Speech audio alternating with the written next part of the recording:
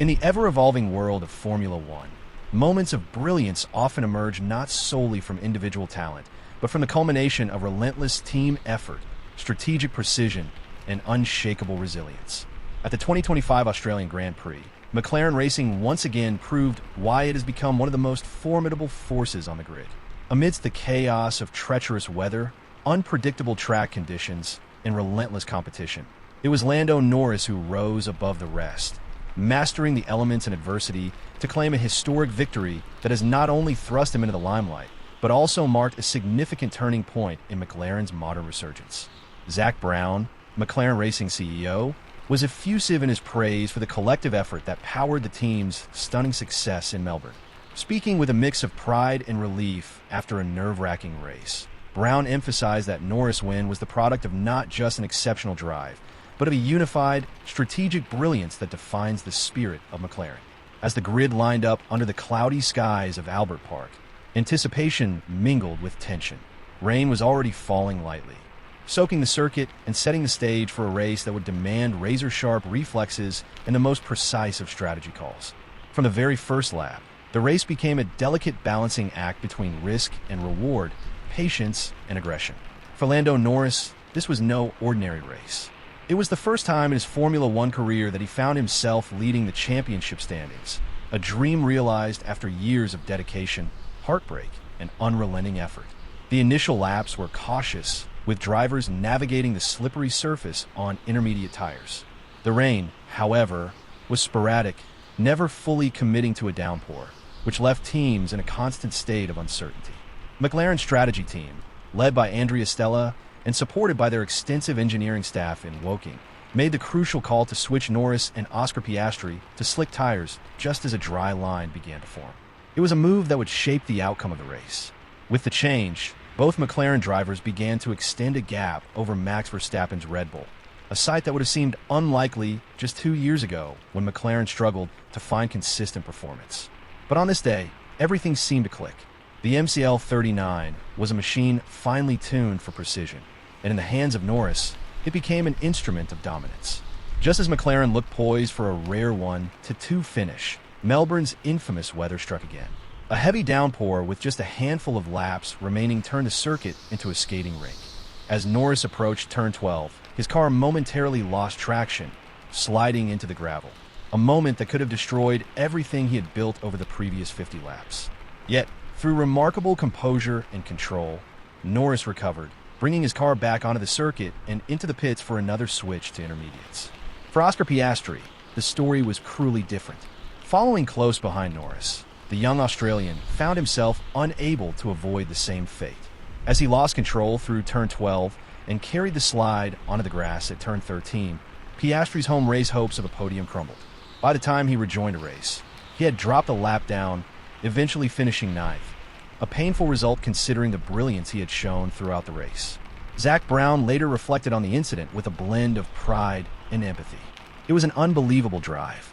The team called a perfect strategy in very difficult conditions. I feel terrible for Oscar. He drove such a brilliant race. They both came up on that rain at the same time, and Lando was able to collect it up, while it was a little bit more tricky for Oscar. He drove great to get back to P9, but an awesome team effort. Races like these are the ultimate test of a team's adaptability. While many focus on the heroics of the driver, the reality is that Formula One success is built upon the shoulders of hundreds of individuals working in unison. From the engineers monitoring real-time weather data and tire degradation to the strategists simulating countless race scenarios, every decision becomes a pivotal thread in the tapestry of victory or defeat. Brown acknowledged the agonizing difficulty of tire strategy in such a volatile race. We kept thinking the rain was going to come, but it might not come. When is it going to come? How bad is it going to be? How long is it going to be? We just had to react to the circumstances. The team did a great job. Everyone back at McLaren, all the men and women, they've built a proper race car. This adaptability, forged from years of rebuilding and persistence, has been the hallmark of McLaren's reemergence.